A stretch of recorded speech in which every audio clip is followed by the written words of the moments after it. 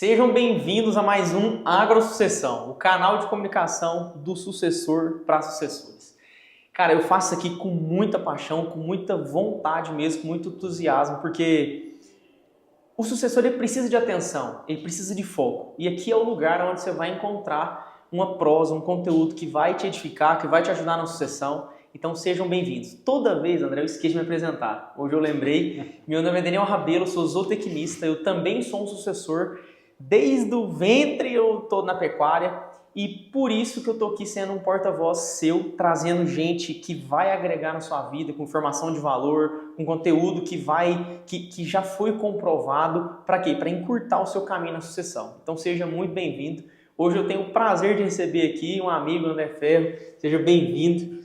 O André, ele é médico veterinário, especialista em pecuária de corte, em pecuária de leite também. Tem um currículo que assim, eu passaria uma hora só contando, mas nós vamos focar hoje nas suas experiências de vida. André, se apresente para a turma. Cara, bom, primeiro, obrigado pela oportunidade, né? A gente fica muito feliz de poder participar. Eu estava ontem dando uma assistida nos outros conteúdos e realmente você vai ficando preso, né? Vai assistindo 1, 2, 3. Então, muito obrigado, muito feliz por estar aqui. Bom, médico veterinário, né? O nome você já falou, André Ferro. Eu formei aqui na Universidade Federal de Goiás, né?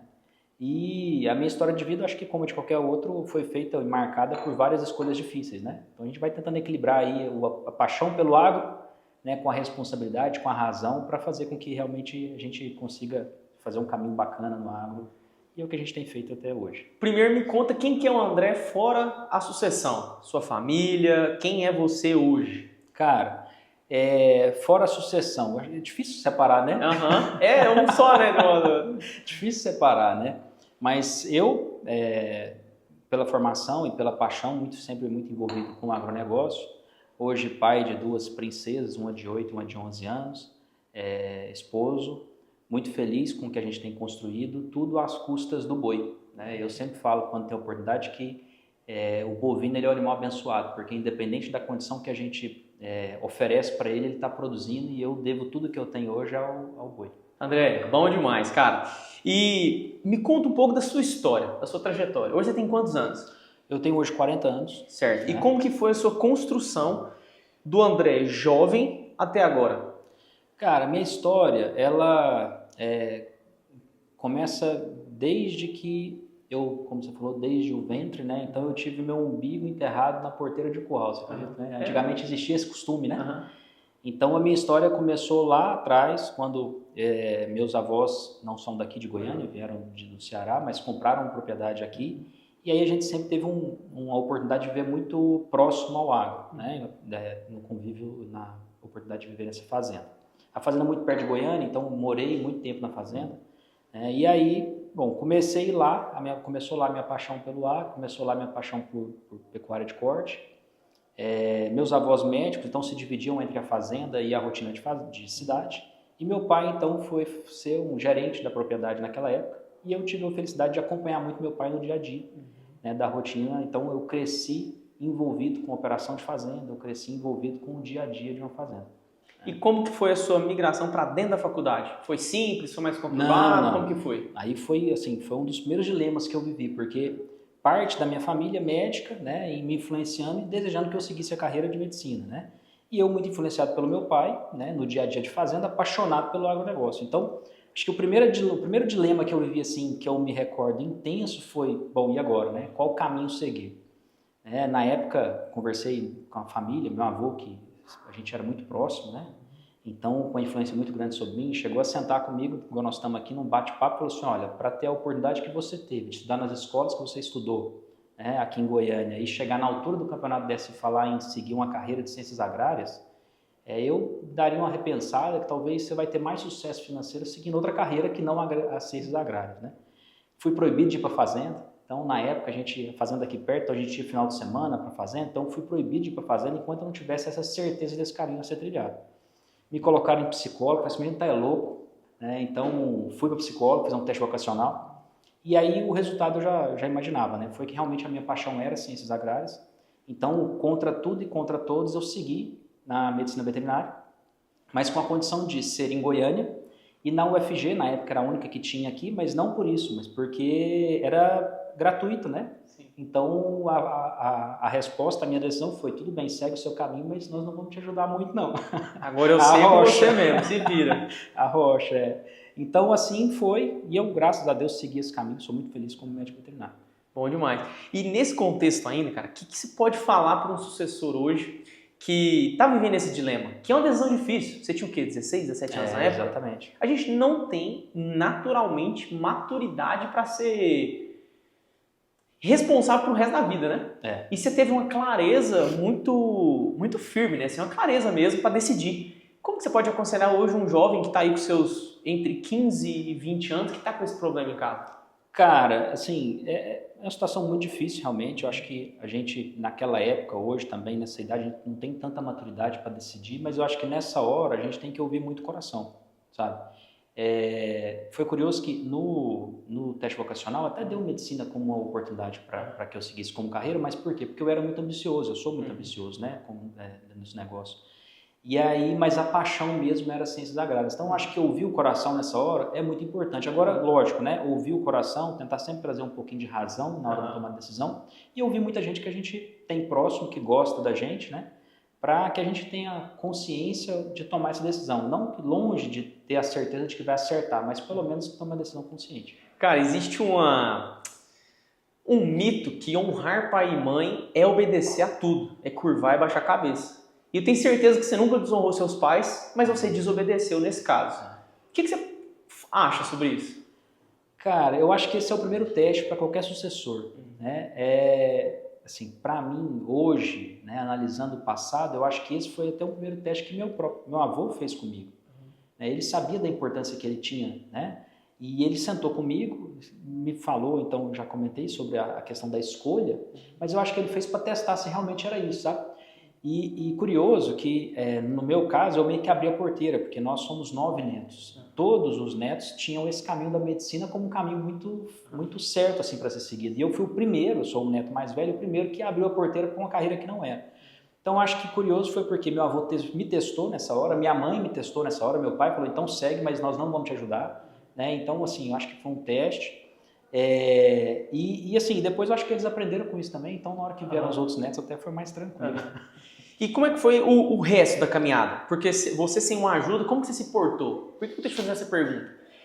Porque a gente vê um jovem hoje despreparado, sem maturidade para decisão, só que depois que toma a decisão, existe uma vida que você teve que viver peitando as suas respostas. Porque as suas consequências, porque a sua atitude teve consequências. Claro. Como que foi o André caminhando sozinho, tomando as suas próprias consequências?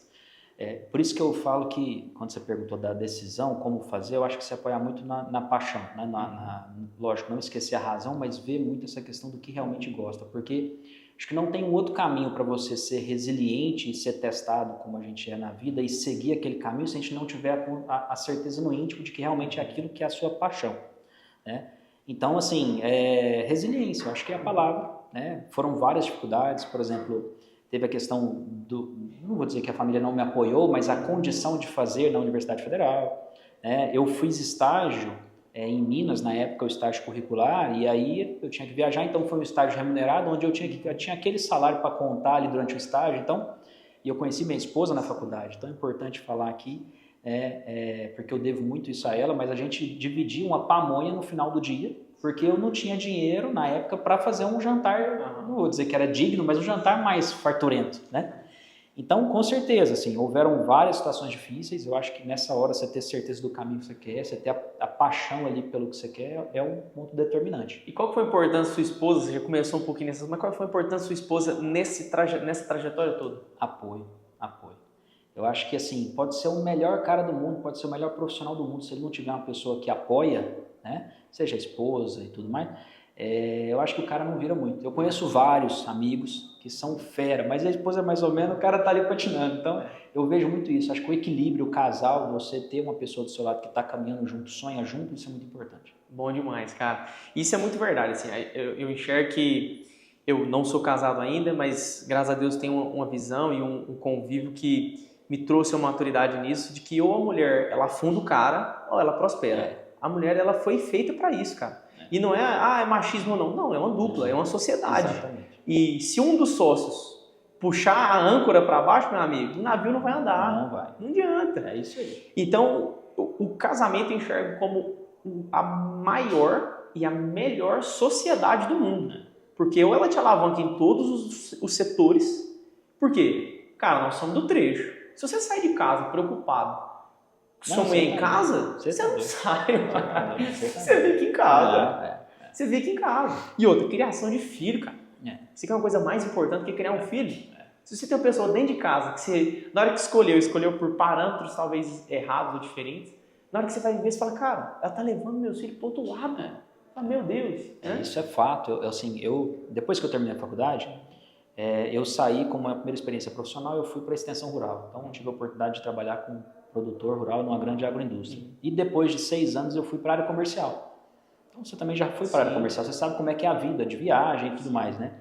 Mas um fato que eu me recordo muito é, quando eu estava em casa, e a Isadora, que foi a primeira, a Elisa, a segunda filha, acordava de madrugada, chorando às vezes, a Ana Flávia, minha esposa, saía com o maior cuidado para não me acordar. Porque no começo, eu como pai dedicado, empolgado, falei, não, se acordou, eu tô junto. Rapaz, foi uma semana. Aí bambiou as pernas, vontade de levantar 5 horas para viajar. Exatamente, porque às vezes a menina acordava 3 horas da manhã para mamar, você tava ali junto, na hora que dava 4, a Ana Flávia dormia, eu ia pegar o trecho, né? Então, assim, ela tinha esse cuidado comigo. Então, realmente, eu concordo com você, se a gente não tiver uma pessoa que nos apoie, é difícil. Cara, bom demais. Em relação a mão na massa mesmo, como que foi a sua transição? Como é que foi esse tato com a sucessão? Bom, então, quando eu me formei, né, eu fui então para Rio Verde, morei lá e trabalhei numa grande agroindústria com extensão territorial. Depois, ainda morando em Rio Verde, assumi uma oportunidade importante na área comercial e fui fazer gestão de equipe, né, na área comercial durante também mais 6 anos. Mas eu nunca me desvencilhei da fazenda, né? Então a gente até hoje tem a propriedade, né, e na época tudo que eu ganhava eu investia no nosso negócio pecuário, nosso negócio agropecuário, né? Então, me lembro até hoje, na época, eu comprei 7 bezerras e um bezerro desmamado por R$200 a bezerra, R$190 a bezerra, isso em 1900 e bolinha. Então, foi assim que eu comecei. Então, desde após a faculdade, eu nunca me desvencilhei da fazenda. E aí eu fui trazendo os ganhos que eu tinha durante o meu percurso de área profissional para dentro da fazenda. E assim a gente cresceu lá dentro, né?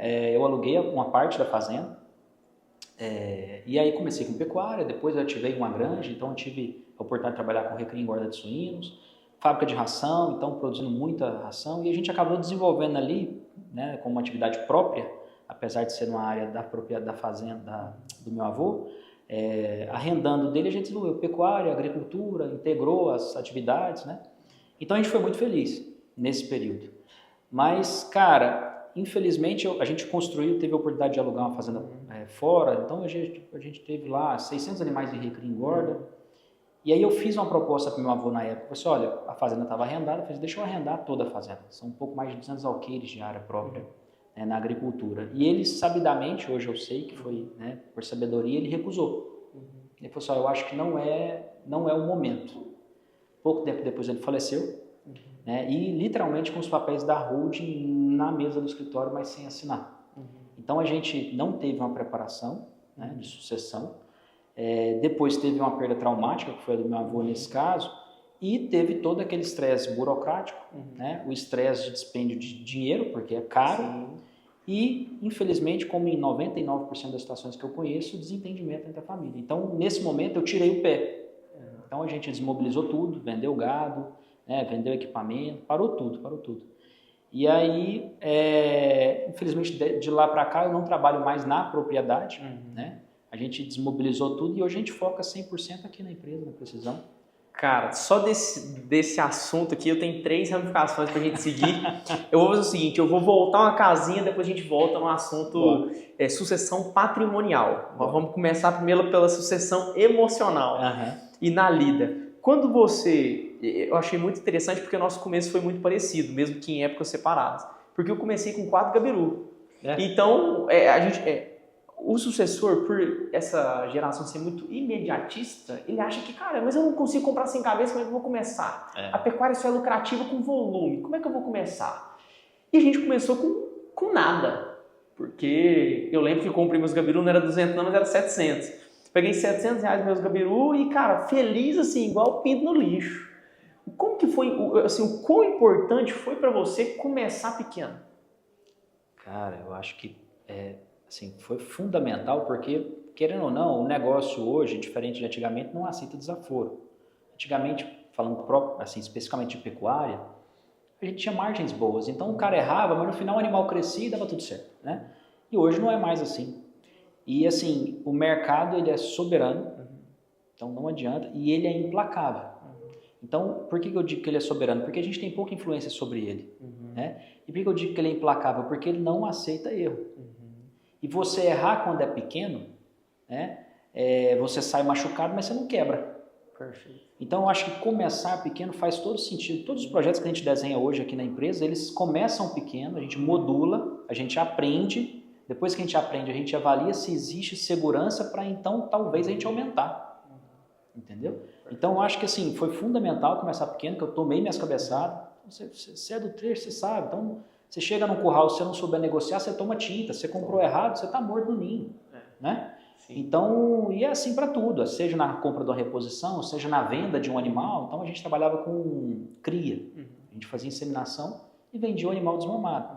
Então, você pode ter a melhor taxa de concepção possível, você pode ter o melhor desempenho possível. Se você não souber vender bem um bezerro, tchau, você perdeu, né? Então, começar pequeno te traz essas oportunidades de aprendizado, né? É na dor que a gente aprende, então apanhando a gente aprende antes de crescer. E como que você saiu de 6 cabeças para 600? Cara, aí, assim, eu tinha essa outra atividade, né, que era extensão rural e depois área comercial, que me dava muito combustível, muita renda, né, na época. E, de novo, a importância da esposa, né? Hoje nós vamos mascar, vamos rasgar com o dente para amanhã mascar com a gengiva, né? Perfeito. Então, a gente tinha essa oportunidade de trazer muito recurso de outras áreas de atuação para o negócio, né? E aí, eu acho que assim, se tem um segredo para qualquer negócio, eu acho que é comprar e vender na hora certa. O meio do caminho ali, eu acho que não é difícil, né? Claro, né? Pensando no contexto geral, em todos os outros assuntos, né? Se você pegar a nutrição, não é fácil, mas você tem quem apoia. Agora, comprar e vender na hora certa, em qualquer negócio, eu acho que é o segredo. Então, a gente teve muita felicidade de comprar bem, né? E vender também em épocas certas. Foi mais ou menos em qual intervalo de tempo essa construção? Ixi. Foi muito. Isso foi em 2006, 2004, se eu não estiver enganado, 2004, 2000 os primeiros animais. Eu estou falando de uma história que veio até 2020, mais ou menos. Então, você teve um crescimento de 100%, e 100% não, 100 vezes em 20 anos. E assim, isso foi com a pecuária. Outra atividade que nos ajudou muito foi a sinocultura na época. Que aí eu tinha a oportunidade de, com o subproduto da jeto suíno, intensificar a pastagem. Então eu tinha condição de pasto bom, produção de arroba barata, aquela ladainha que a gente conhece. Então né? Você já fez uma integração, você já faz isso há mais de 20 anos. Já. Isso nosso, próprio, meu, né? Vamos falar assim, né? Porque com o bico enterrado na porteira, com meu pai na barra da calça do meu pai, daí já a vida inteira, né? Cara, bacana demais. E voltando agora para a parte de sucessão patrimonial, o que foi a história? Como que se desenrolou essa holding em cima da mesa, mas não executada? Cara, não, assim, eu acho que assim, tudo tem um propósito, a gente entende depois de muito tempo, né? Mas assim, eu acho que foi, infelizmente, sei lá, coisa de bobeira de dias, né? Isso trouxe um transtorno muito grande para toda a família. Por quê? Porque a minha mãe, o meu tio, eles não são do agro. Então, para quem não é do agro, muitas vezes, coisas que parecem simples, né? Não são na prática, né? Então, é comum você encontrar pessoas que não são do agro e falar assim, você é rico porque tem fazenda. Não é bem assim a história, né? Então, essa falta do conhecimento, às vezes, dos sucessores e a falta de definir o papel de cada sucessor, eu acho que ela é determinante para o sucesso e, no nosso caso, infelizmente, foi muito importante para todas as situações desagradáveis que aconteceram, né? Então, enfim, acho que é isso. A gente tem que se organizar melhor, a gente não sabe o dia de amanhã, nunca é cedo, né? O ditado fala que nunca é tarde, né? Mas nesse caso, nunca é cedo para começar. a preparar, conversar, trazer esse tipo de situação para a mesa, para discussão, definir quais são os papéis, porque eu acho que é uma curva de aprendizado tanto para o sucessor quanto para aquele que vai ser sucedido. Né? Porque se a pessoa que vai ser sucedido, o patriarca, não começar a trazer o sucessor para as mesas de negociações, não começar a ensinar técnicas de negociação, não começar a delegar um pouco mais de responsabilidade, o sucessor nunca vai se desenvolver. Ao mesmo tempo, para o sucessor, se ele não tiver habilidade, capacidade emocional para entender os nãos, cara, vai virar uma briga, um conflito de geração e nós não vamos chegar a lugar nenhum quando for pensar na mesma discussão, né? Então, assim, eu acho que é por aí. Eu hoje ainda sou um sucessor. Um dia eu vou ser um sucedido.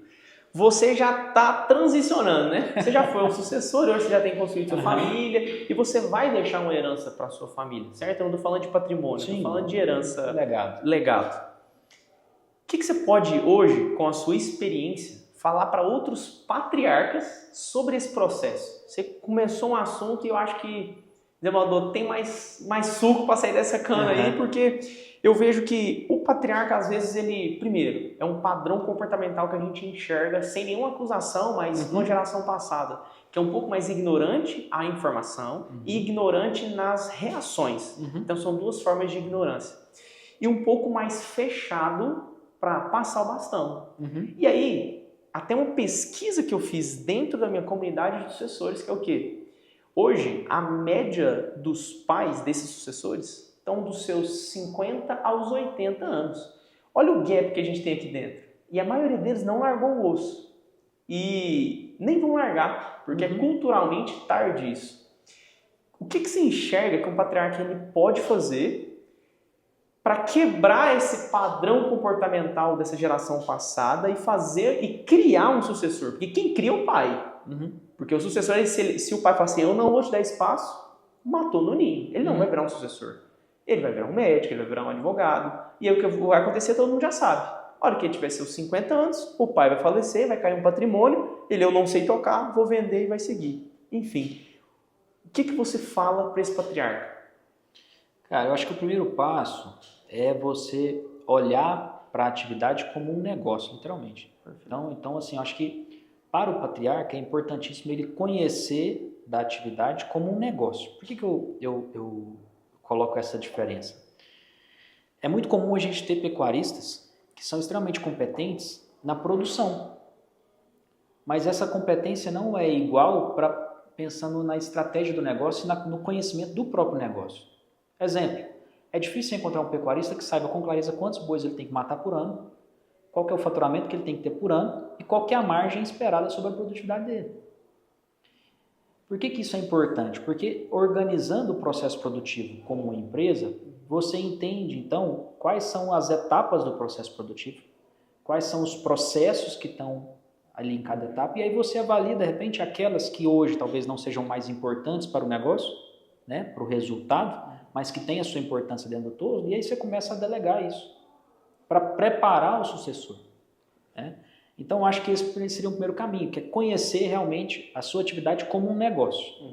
E aí, a partir daí, começar a delegar. Cara, eu acho que você foi até muito a fundo, porque o que a gente vê assim, no cenário, claro que tem fazendas fora da curva, né? Nós estamos falando de geral. Às vezes o cara não sabe nem quantas cabeças que ele tem, até menor nível de gestão do que isso. Se a gente for pegar em percentual, quantos pecuaristas sabem o quanto faturam por ano, meu amigo, são muito poucos. E dentro da sua hoje dessa consultoria, como que você lida com essa gestão? O que eu quero fazer? Vamos falar, extrair de você com essa pergunta. Um cara que não tem um nível de gestão, como que ele pode chegar a ter? Cara, em quanto tempo nós temos de podcast? Talvez dá para começar o assunto, né? Mas assim, bom, o que cara, é difícil essa pergunta, né? Você quer saber como que o sucessor se organiza ou como que nós tentamos organizar essa estrutura para o sucessor? Como que um pecuarista ele pode criar a mentalidade de sair de uma gestão rasa para uma gestão eficiente. Não estou falando nem para o nível de gestão profissional. Estou falando eficiente, que é aquilo que a gente comentou. Se o cara tiver um fluxo de caixa básico do que ele gasta anual e do que ele gasta mensal, ou do que ele recebe, ele vai ter um norte. Se ele tiver uma gestão básica do estoque, ele sabe se ele está crescendo patrimônio ou liquidando patrimônio. Como que ele consegue criar essa gestão, sendo que ele, como patriarca, já tem seus 60 anos e naturalmente é um pouco mais desorganizado? Porque ele é o cara do fazer. Então ele foi aquele cara que construiu tudo na raça. Foi lá e fez, aconteceu, ele construiu. E por gastar muito tempo fazendo, ele passou pouco tempo gerindo. Como que agora ele muda essa história? Cara, eu vou, assim, você me fazendo essa pergunta, eu lembrei de uma história de um case de sucesso nosso, né? É um parceiro nosso que já tem 4 ou 5 anos que está conosco.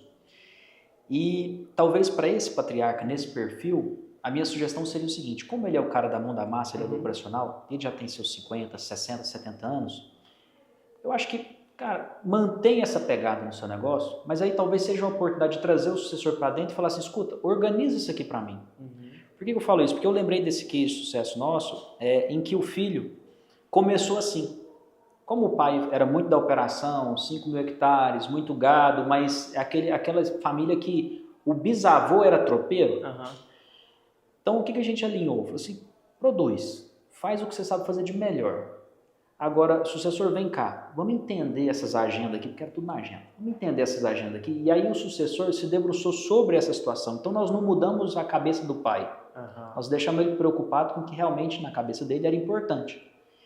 Ao mesmo tempo, nós conseguimos trazer para o sucessor a visão do negócio, e aí o jogo virou por quê? Porque aí na hora que a gente sentava na mesa para discutir, o sucessor tinha fundamento para opinar.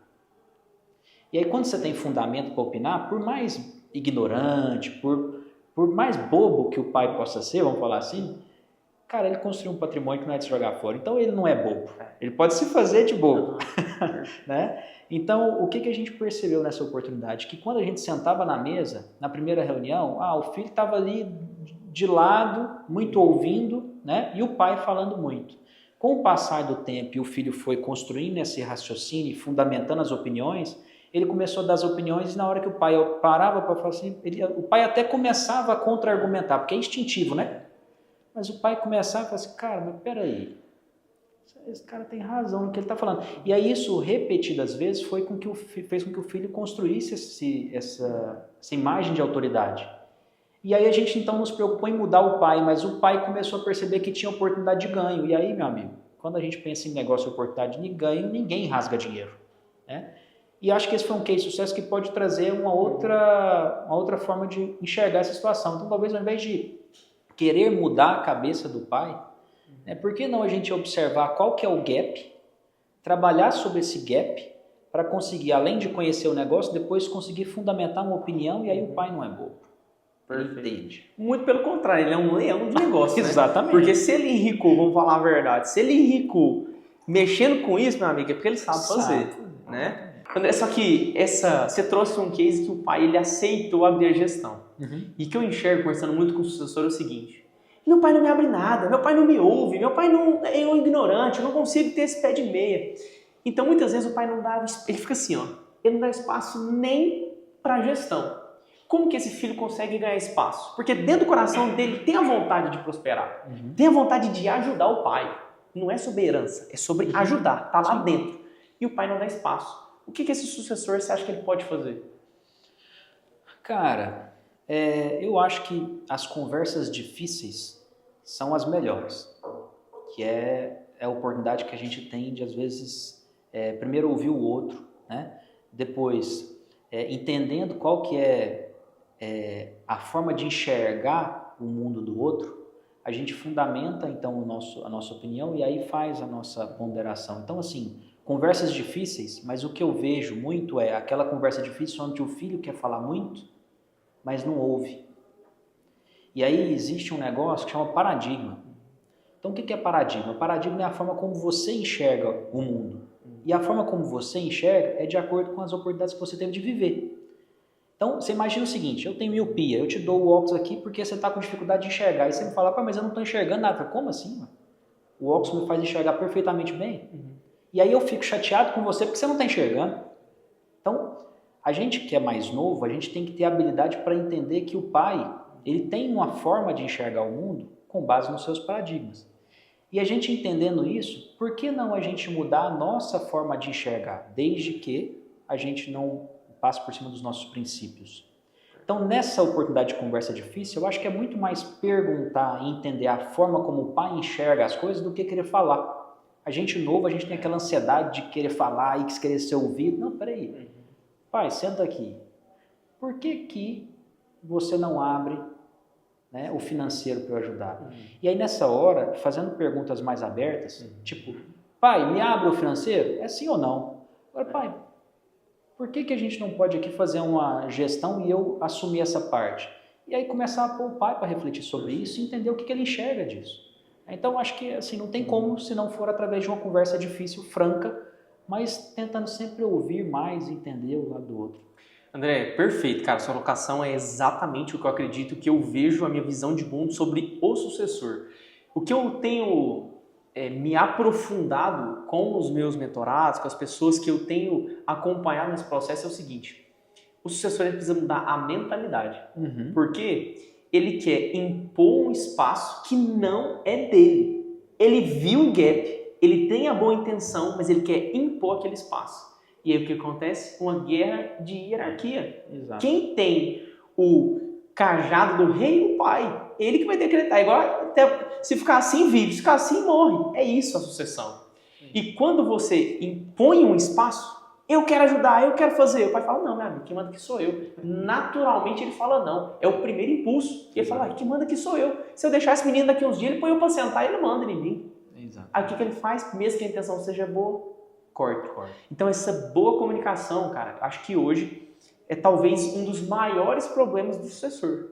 Porque ele tem um bom coração e não sabe passar a mensagem. Então você está indo assim muito na linha de que eu acredito que é uma crença muito forte no meu coração que o sucessor precisa de mudar. Em relação agora à parte produtiva que você vê nas fazendas, aonde que está a maior vulnerabilidade das fazendas hoje? Para que a família possa juntar e melhorar esse processo? Cara, são várias, né? Acho que a principal é nutrição. Acho que sempre foi um gargalo, né? A falta de planejamento, por exemplo, para entre safra. A gente vê muita fazenda pecando nesse sentido, né? Assim, mas eu volto a falar na questão da gestão. Por quê? Porque, vamos lá, não adianta nada eu produzir da melhor forma possível, o mais barato possível, se no final a conta não fechar, né? Então, eu penso que a gestão hoje é o fundamental, é o principal, né? E o que a gente vê hoje? A gente vê hoje, se você for pensar numa estrutura de cargos e funções, na hierarquia, até para tentar trazer informação, né, para a audiência, a gente entende que o chão ali da base da pirâmide é o operacional. Então a gente vê o sucessor às vezes muito preocupado em entrar no operacional do negócio. Mas hoje, como a gente falou, a margem é apertada, então você tem depois da operacional, você tem o tático e tem o estratégico. O que é? No final das contas é assim, o estratégico vai falar assim, o que a gente quer. O tático vai falar como que nós vamos fazer. Aliás, o como nós vamos fazer. E o operacional vai fazer o que nós vamos fazer. Então, o que eu vejo? Eu vejo que o sucessor está muito preocupado em quando entrar no operacional. Né? E se a gente pegar e assumir esse tático, esse estratégico, a gente descobre outros gaps que são importantes para o negócio e talvez vão trazer até mais oportunidade dele assumir um papel de autoridade sobre aquele assunto e ganhar espaço, né, no negócio. Então, eu vejo que essas brigas, esses desentendimentos acontecem muito, mas quando você vai olhar, é muito porque o filho quer entrar e assumir um papel no operacional, que já está preenchido ali, entendeu? Perfeito. E a gente tem um tático estratégico que às vezes está abandonado, né? Então, produtivamente falando, fazenda com nutrição sempre foi um gargalo. Mas, cara, como é que a gente arruma isso? E aí então entra o tático, entra o estratégico. Então, eu não sei se eu consegui responder perfeito, a sua cara. André, o que eu enxergo é o seguinte. A minha visão ela é muito clara. O sucessor ele tem que ser o estagiário do pai até que ele consiga ser o braço direito. E muitas vezes ele quer entrar como braço direito. Mas o pai precisa de alguém para fazer o serviço que ele não quer fazer mais. Exato. E esse serviço que ele não quer fazer, não é que não é importante, é que gasta muita energia. E ele não quer gastar energia mais. Eu vejo isso pelo meu pai. Você acha que meu pai quer fazer controle financeiro, meu? Você não quer. Então ele controla as coisas dele de uma forma muito simples.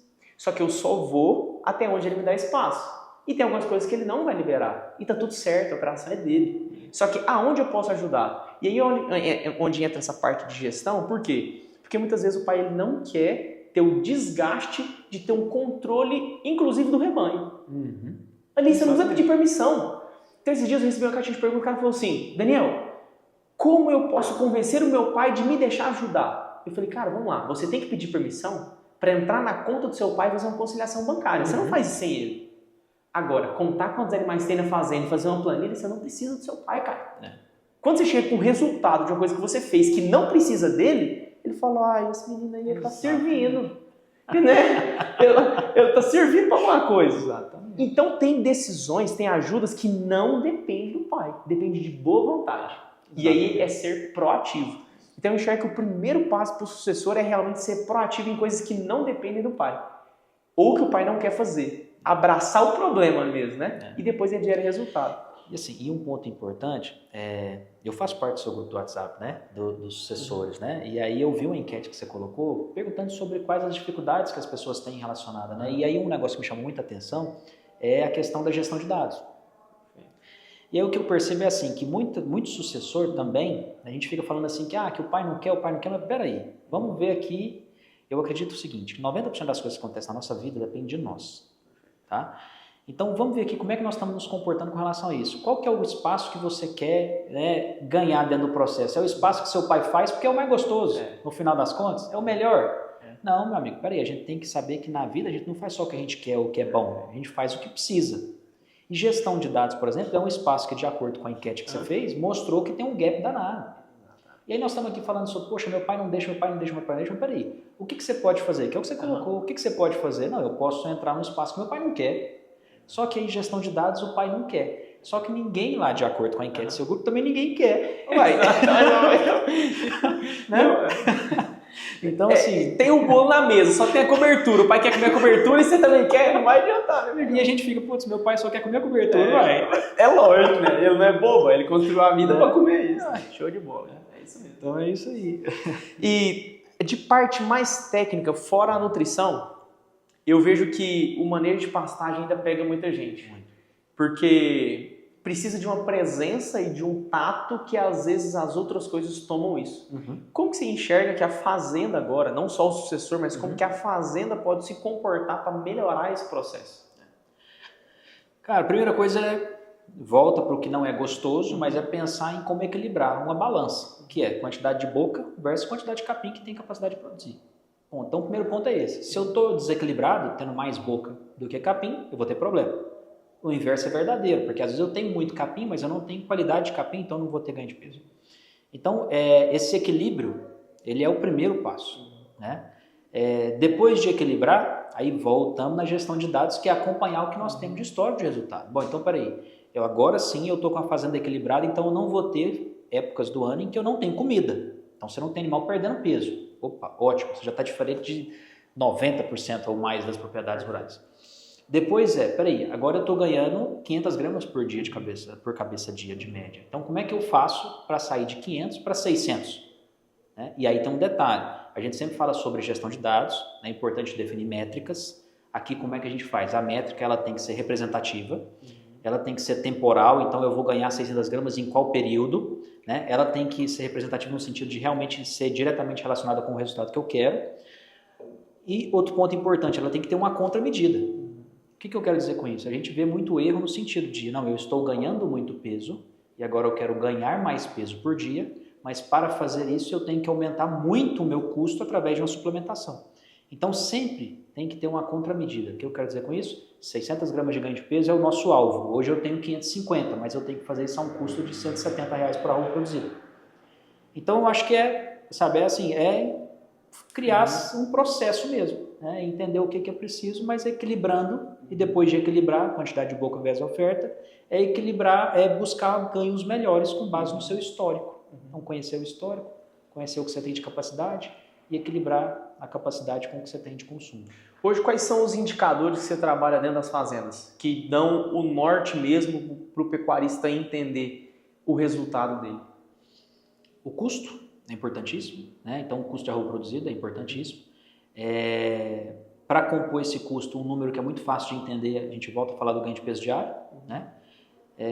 Depois a lotação, certo? E outro ponto que aí não é um custo, não é uma meta de produção, mas sim de venda, é o valor da sua roupa vendida.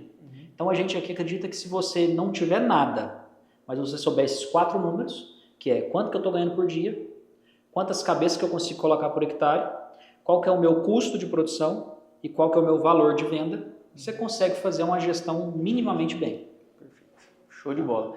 O que eu gosto muito de analisar, cara, esse dia eu fui na fazenda de um cliente, a gente ficou muito satisfeito com o desempenho, que a gente já está mudando a realidade, que é o quê? A taxa de desfrute, que às vezes ela não é tão comentada e realmente não é um dos maiores indicadores, mas às vezes quando a gente chega no nível, eu acho bacana de discutir. A gente está conseguindo 80% de desfrute nessa fazenda que tinha uma taxa muito menor do que essa.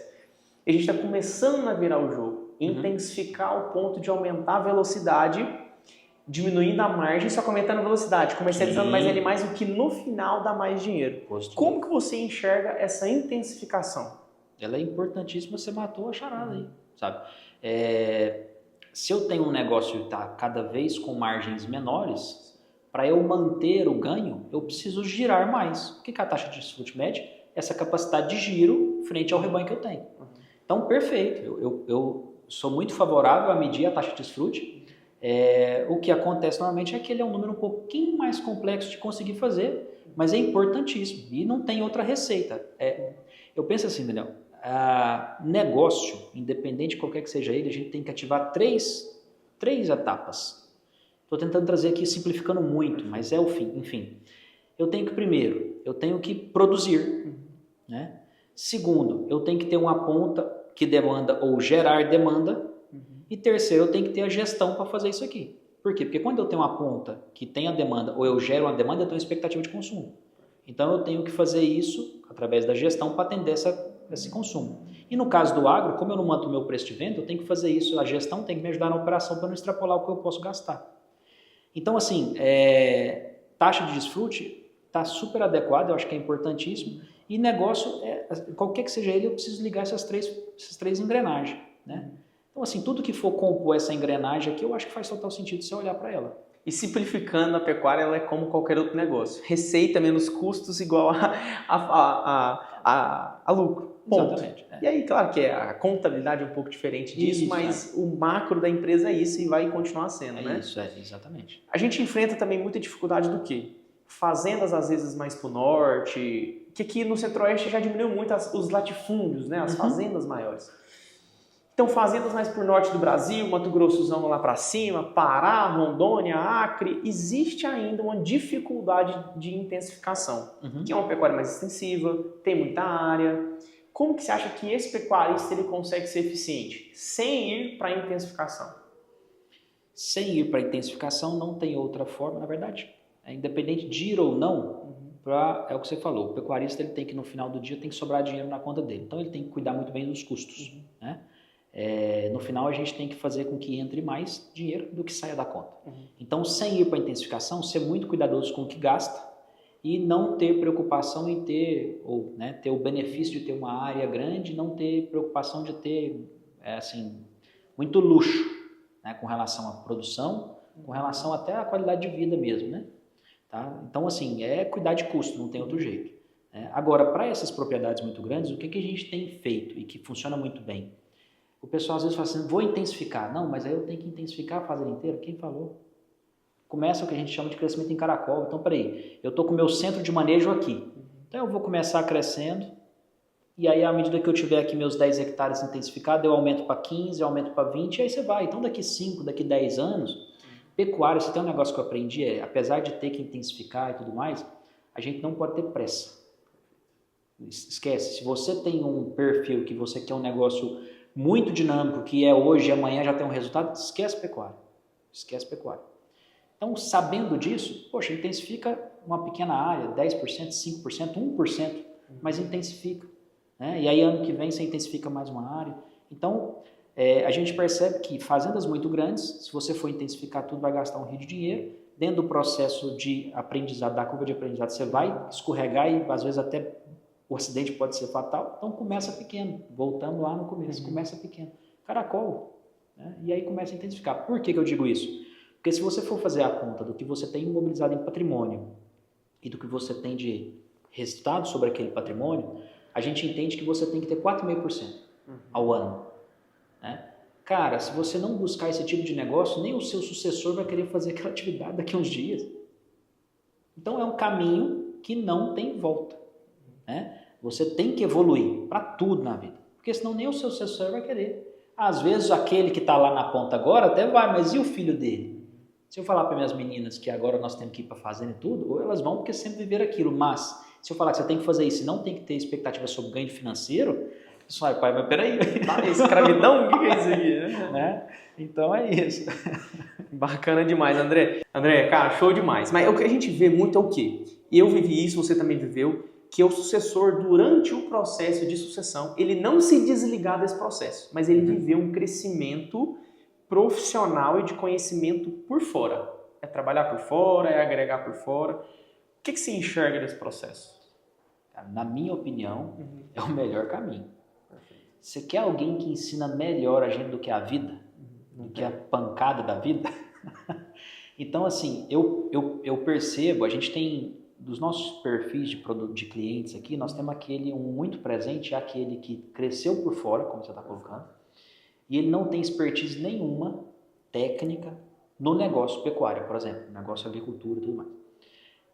Em contrapartida, ele quer dar continuidade para o legado do pai dele, ele entende que isso pode ser um negócio rentável, né? Mas ele não tem a segurança de fazer isso sozinho.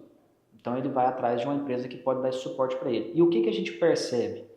Que nesses casos, a maturidade do filho que cresceu por fora traz para ele muitos benefícios, inclusive na lida com o pai. Então nós temos um parceiro nosso que é assim, eu vou para a fazenda com ele, a gente passa quase a semana toda lá no Tocantins, e eu admiro demais a relação que o filho tem com o pai.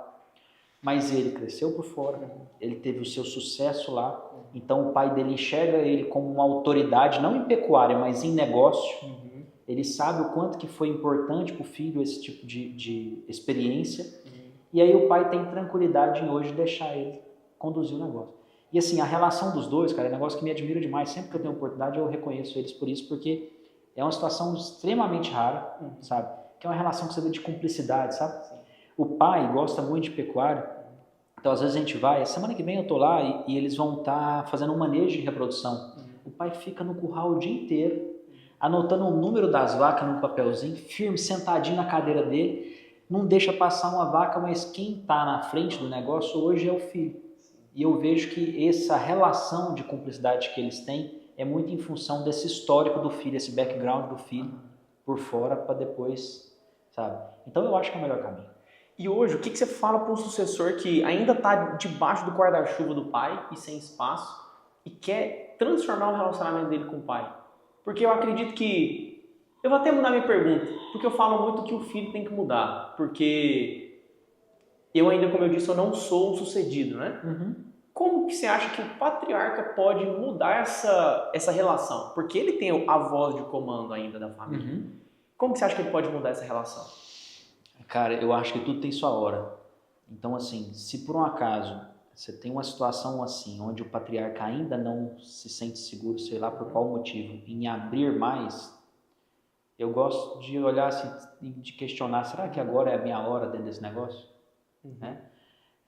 Por que eu falo isso? Trazendo então para a minha experiência de vida, né? Eu, graças a Deus, tive uma caminhada, fui muito feliz na minha caminhada fora. Tive a oportunidade de chegar para o meu avô na época e falar assim, eu quero alugar os 200 alqueires de roça e eu vou tocar. E meu avô falou não para mim.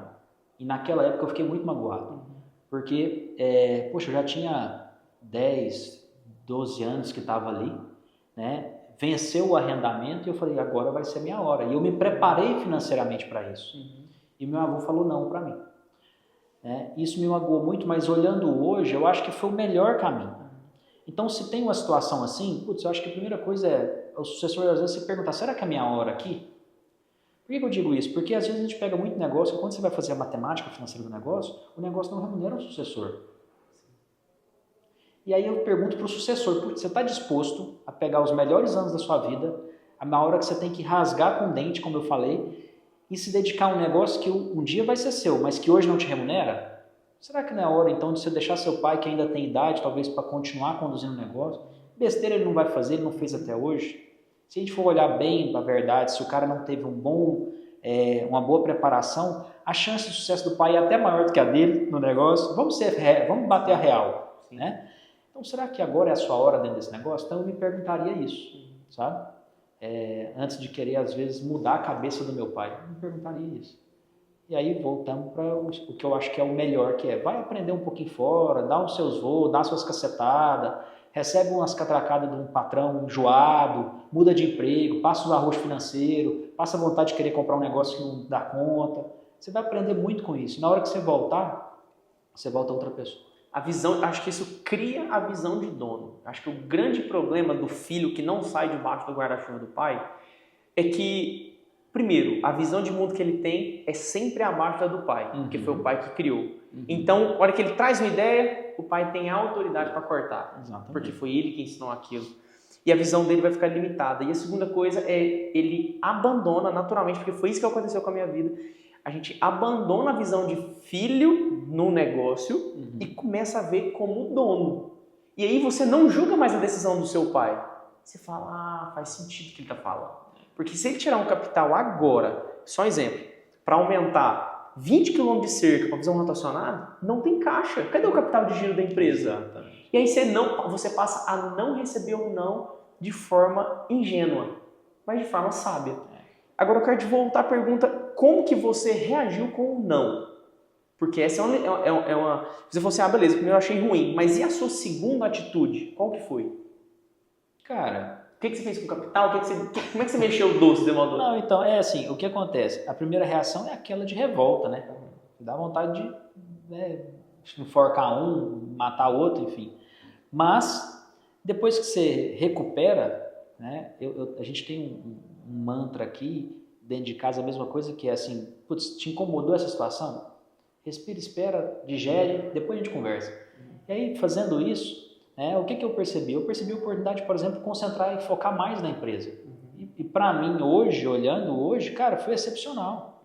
Nós crescemos, expandimos em extensão, em área territorial, então a gente atende hoje 8 estados, é muita gente que a gente atende, graças a Deus, atendemos bem, né?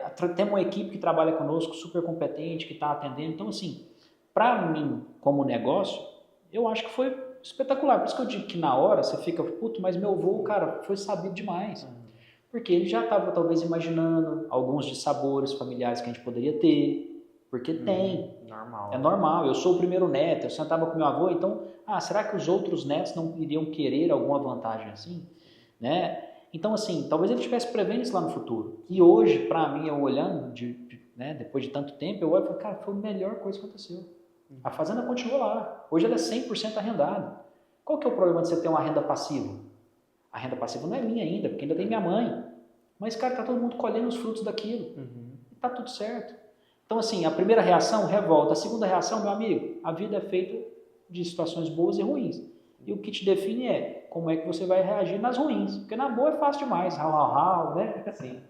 E como é que você acha que o sucessor pode se preparar, se capacitar para o não? Porque ele, muitas vezes, é até um assunto mais sensível, que ele não foi criado para isso. E aí é um erro dos pais. Só que na hora de colher a consequência da criação, os pais também não querem. Então, como que você acha que esse sucessor pode se preparar para o não, sendo que ele não foi educado para isso? Cara, eu acredito muito em leitura, estudo, em experiência. Então, receber um não, cara, é o que nós temos para hoje, né? Vamos embora para cima. Então, se eu receber um não aqui, é entender o porquê do não e aí, de repente, fazer diferente da próxima vez. Eu não vejo outro caminho senão, além de muito estudo, muita dedicação, muita resiliência, cair para o mundo, sabe? Não tem segredo, não. Às vezes, assim, o pessoal fica esperando, né? A gente vê, às vezes, algumas perguntas que o pessoal faz pra gente, esperando assim, não, qual que é o segredo? Cara, não tem segredo. É encarar a vida é essa aí. Né? Esse foi o primeiro de muitos nãos, se acostuma. Ficou achando ruim, quer chorar? Então chora 5 minutos depois, meu amigo, vamos embora, vamos pra frente. Então, assim, não tem outro jeito, não. Eu acho que é isso. E você enxerga o melhor caminho para o sucessor, falando de graduação realmente, ele seguir as agrárias ou não? Porque eu recebo muito essa caixinha de pergunta. Ah, Daniel, cara, eu gosto, mas eu não sei se é isso que eu... Aquela indecisão natural. E aí, muitas vezes, o cara prioriza o patrimônio. Mas aí, outras vezes, vem aquela dúvida. Daniel, eu gosto demais, mas parece que não é isso que eu quero, cara. Você acha que esse cara ele consegue construir uma vida e ser um pecuarista em plano B? Tenho certeza absoluta por que eu digo isso. Porque nós temos vários aqui que são assim. Né? Eu acho que assim, é realmente o que te toca. Perfeito. A pecuária, a atividade pecuária é realmente o que te satisfaz no seu íntimo. Se for, né, eu acho que aí então você já tem a resposta, segue a ciência da agrária. Mas, primeiro, se você tiver dúvida, então tem certeza que não é. Tem certeza que não é. Porque quando a gente identifica um propósito, alguma coisa que te toca, você pode não saber o que é aquilo que você está sentindo, mas você sente aquilo ali te chamando. Então, nós temos vários parceiros que são médicos, advogados, engenheiros, que não têm a menor formação, o menor conhecimento técnico na área, mas que são hoje, quando a gente avalia resultado, cara, tá dando muito baile em pecuarista aí. Tá dando muito baile em pecuarista quando a gente fala em resultado técnico. Sim. Nós temos um parceiro que tem fazenda na Bahia, que está indo para o quarto pivô, projeto irrigado, pecuária de baixo pivô, produzindo muito, comprando uma fazenda do lado de 12 mil hectares e o cara vai lá 3 vezes no ano. Só que, é o que ele fala. Ele fala assim, eu não conheço nada de pecuária, mas eu conheço de número. Me mostra os números. E ele tem um escritório top em Brasília, com pessoas muito competentes que controlam tudo. Então não acontece um nada lá sem o cara saber o porquê ou sem ele ter autorizado. E quando a gente senta para conversar, ele não vem me perguntar assim, como é que está o ganho de peso? Né? Quanto que custa a roupa que eu estou produzindo? Quanto que eu vendi? Como é que está a minha lotação? O que eu preciso fazer para caber mais? Tá, mas se eu colocar mais cabeça, qual que vai ter que ser minha necessidade de desembolso? Eu tenho caixa para isso? Tenho. Qual que é o resultado que eu posso ter? 20% de margem, eu vou diluir minha margem? Opa, segue. Então eles conversam de virou empresa, né? Virou empresa. Não tem... Então, assim, se a gente for analisar, eu vou fazer esse levantamento, mas os melhores resultados eu arrisco a dizer que são pessoas que têm a visão empresarial e não estão diretamente ligadas ao negócio. Eu vou fazer esse resultado, esse levantamento, eu te conto depois. Perfeito, cara. E em nível de governança, como é que você acha que é uma estrutura de sucesso? Claro que não existe receita de bolo, a gente sabe disso, mas uma estrutura de governança dentro da fazenda que você vê que essa funciona. Assim, na minha opinião, tem que ter um controle muito forte sobre tudo o que gasta. Tudo o que gasta. Então, você não tem nada, então tem uma pessoa que vai monitorar tudo o que gasta. Monitorar em que sentido? É acompanhar mesmo gasto por gasto. Né? E aí, quando a gente acompanha, você tem que ter um plano de contas mínimo, porque você tem que olhar para aquela curva ABC e saber que nutrição é o maior responsável pelo seu custo. Então, quais ações que você tem que agir sobre aquilo lá. Então, assim, na pior das hipóteses, essa pessoa que controla tudo que você está pondo para dentro da fazenda. Né? O segundo ponto tem que ter uma pessoa responsável pela comercialização. Né? Depois o resto. Então, assim, como estrutura de governança, eu pensaria nisso. Eu tenho que ter esse conhecimento, tem que ter alguém que faça isso para você, se você não puder fazer. Show de bola. Em relação à nutrição, existem muitos mitos, mas o que eu vejo que é o que mais prejudica a pecuária é o pecuarista entender que diminuição de custo não é diminuir custo de água produzida. O que eu quero falar? O cara sair de um custo de um proteinado, que é só um exemplo, chute, sem conta nenhuma, vai custar, sei lá, R$2 por dia. E ir para um mineral que custa R$1 por dia, o cara fala, estou economizando, bom demais para mim. Como que você entende esse jogo de custo e custo de água produzida? Tá, o que a gente faz aqui? A gente tem na composição do plano de contas custos fixos e variáveis. Então, um erro grande que a gente observa é o seguinte, o cara quer diminuir custo. Então, ele fala, vou tirar a nutrição. Mas ele é um custo variável. O que é isso? Quanto menos você gasta, menos você produz. E aí, como é que você dilui os seus gastos? Produzindo muito. Então, você está dando um tiro no pé. Né? Então, o que a gente mostra é isso. E não tem como você diminuir custo variável, certo? E não piorar seu custo de roupa produzida. Então, eles são diretamente proporcionais. Quanto maior é o meu custo variável, se eu tiver uma operação redonda, melhor eu produzo, mais eu diluo os meus custos. Então, é um erro de concepção muito comum e que a gente, quando identifica, a gente tenta tratar e explicar o melhor possível para o cara entender, porque é tiro no pé, isso é tiro no pé. Tem uma frase que assim, eu falo muito que as despesas e os custos fixos são abomináveis e o custo variável ele é administrável, Exatamente. né? E aí às vezes as pessoas têm a tendência natural de achar que todos os custos são abomináveis. Na verdade não são. Não é. Os administráveis são os que estão ligados diretamente à produção. Quanto mais você investe, mais ele retorna. Cara, show de bola. Eu sempre faço uma pergunta que é o quê? Se você pudesse hoje tirar um sentimento, um valor, um princípio do coração, por exemplo, do seu avô, é quem você sucedeu realmente o amor, a paixão pela pecuária, e colocar no coração de suas filhas, qual que seria esse princípio, esse valor ou essa mensagem? Cara, difícil essa pergunta, hein? A gente até emociona, né? Cara, eu acho que o amor pelas pessoas, pela família. Meu avô, ele acertou muito, errou muito, mas ele sempre pensou muito na família. Então, esse amor pela família, eu acho que é importante a gente pôr acima de tudo. Me fez emocionar. Muito bom. E se eu pudesse agradecer o seu avô hoje, o que você falaria para ele? De novo, velho. De novo. Fala. Cara, pela formação. Acho que um grande valor que meu avô deu para nós. Meu avô foi um cara que, meu bisavô tinha muito recurso, perdeu tudo no jogo. Meu avô saiu de casa, passou apuro para se formar, formou médico e veio para Goiânia na década de 50. E assim, o que ele trouxe, né, como patrimônio foi o conhecimento e a disciplina por estudar, estudar, estudar. Então meu avô foi um profundo conhecedor por estudar muito. E assim, o que ele trouxe para nós e que eu tento trazer para as meninas é a importância do estudo. Então por isso que eu falo sempre, qual que é o segredo? Cara, estuda. Estuda, disciplina, estudo. Então assim, eu vejo que o que meu avô me proporcionou, claro, meu avô e meus pais, foram as oportunidades para estudar, né? E aí a gente tendo conhecimento, o resto corre atrás, né? Show de bola. Andrezão, obrigado pela prosa, bom demais. Companheiro, como eu sempre te falo, isso aqui é uma prosa que é para te edificar na sucessão.